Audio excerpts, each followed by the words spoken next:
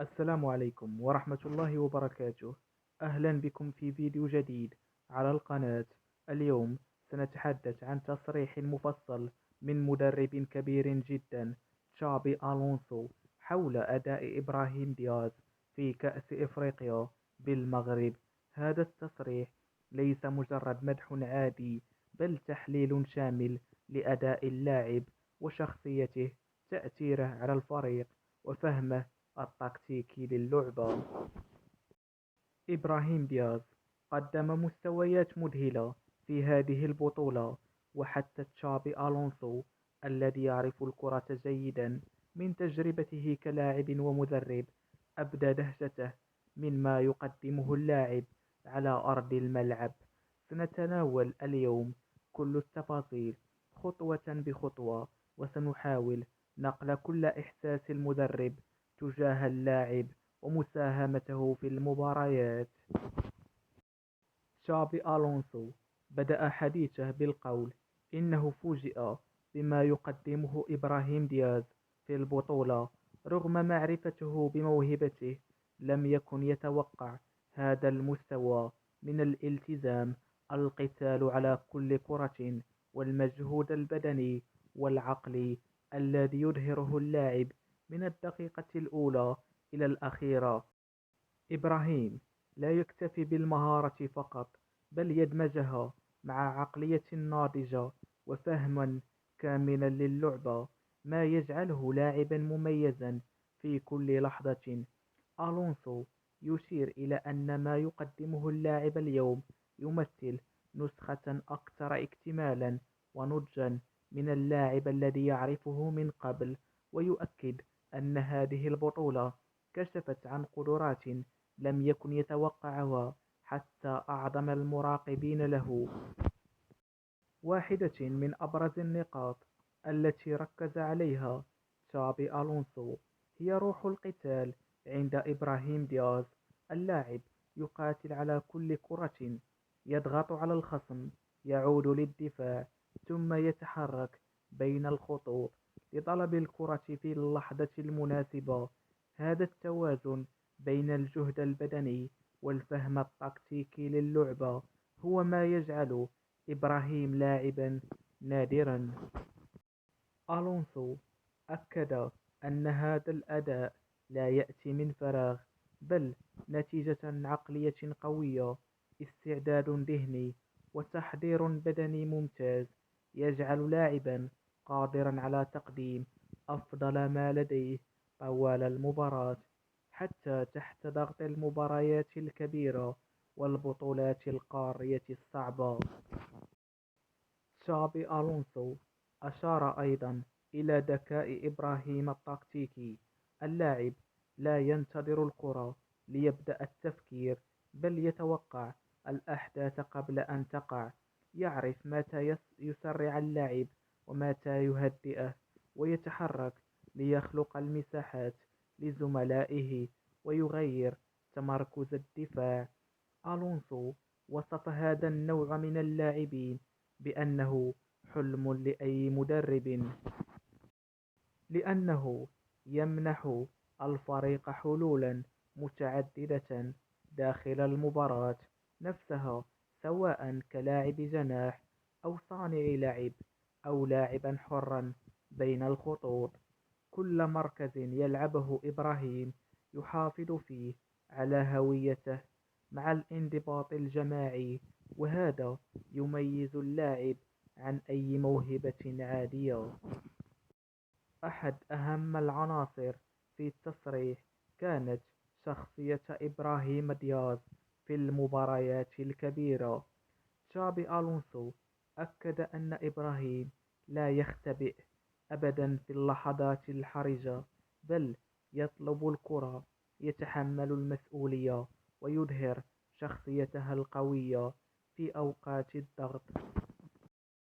هذا السلوك وفقا للمدرب هو ما يميز اللاعبين الكبار، لأن كرة القدم على أعلى المستويات لا تحسم بالمهارة فقط، بل بالشخصية والثقة في اللحظات الصعبة. إبراهيم يثبت يوما بعد يوم أنه ليس مجرد لاعبا موهوب، بل لاعبا يمتلك عقلية قوية وروحا قيادية صامتة تؤثر على زملائه داخل الملعب. فقرة الالتزام الدفاعي والتأثير على الفريق. تشابي ألونسو سلط الضوء أيضا على الجانب الدفاعي للاعب، وهو شيء نادر بالنسبة للاعب الهجوم. إبراهيم يفهم متى يضغط، متى يغلق الزاوية التمرير، ومتى يتراجع للمساعدة في الدفاع. هذا يدل على النضج التكتيكي واحترامه للفريق. بالإضافة لذلك، ألونسو أكد أن وجود إبراهيم على أرض الملعب يرفع مستوى الفريق كله، لأنه يخلق المساحات، يمنح زملائه حلولا إضافية، ويخفف عنهم الضغط. هذه القيادة الصامتة تظهر تأثير اللاعب الكبير، حتى لو لم يكن دائما في مركز التسجيل أو صناعة الأهداف المباشرة. وأضاف تشابي ألونسو: في كأس إفريقيا الإيقاع مختلفا، واللعب أحيانا يكون فوضويا، لكن إبراهيم قادرا على إعادة النظام داخل الملعب بلمسة واحدة، بتمريرة بسيطة يهدئ اللعب أو يغير الاتجاه. هذا الدور مهم جدا، وغالبا لا ينتبه له الجمهور، لكنه حاسما في بناء السيطرة. صراحة لم أتوقع أن أراها بهذا المستوى من الجاهزية البدنية، أن تحافظ على نفس الحدة والتركيز طوال المباراة، وتقاتل على كل كرة. فهذا يتطلب إعدادا ذهنيا وبدنيا عاليا جدا، وهذا يدل على تطور كبير في عقلية اللاعب. ما يقدمه إبراهيم دياز في هذه البطولة يجعلني أقول إنه لاعبا لم يصل بعد إلى أقصى إمكانياته. لا يزال لديه هامش تطور كبير، خصوصا إذا استمر بهذه الروح وبهذا الالتزام. الموهبة وحدها لا تكفي، لكن عندما تجتمع الموهبة مع العمل والانضباط تكون نتيجة لاعبا حاسما. من وجهة نظري، إبراهيم اليوم لا يخدم نفسه فقط، بل يخدم الفريق ككل. إذا تحدثنا عن مستقبله، فأنا أرى لاعبا قادرا على أن يكون عنصرا أساسيا في أي فريق كبير، ليس فقط بسبب موهبته، بل بسبب تطوره الذهني. اليوم إبراهيم يفهم اللعبة بشكل أعمق، يتخذ القرارات أفضل، ويعرف متى يغامر ومتى يلعب بأمان. وفي النهاية، تصريح تشابي ألونسو عن إبراهيم دياز ليس مجرد مدحا، بل تحليلا شاملا لكيفية عمل اللاعب، تأثيره على المباريات، شخصيته وعقليته. إبراهيم اليوم يظهر صورة اللاعب كاملا: موهبة، مجهود، شخصية، وفهما تكتيكي.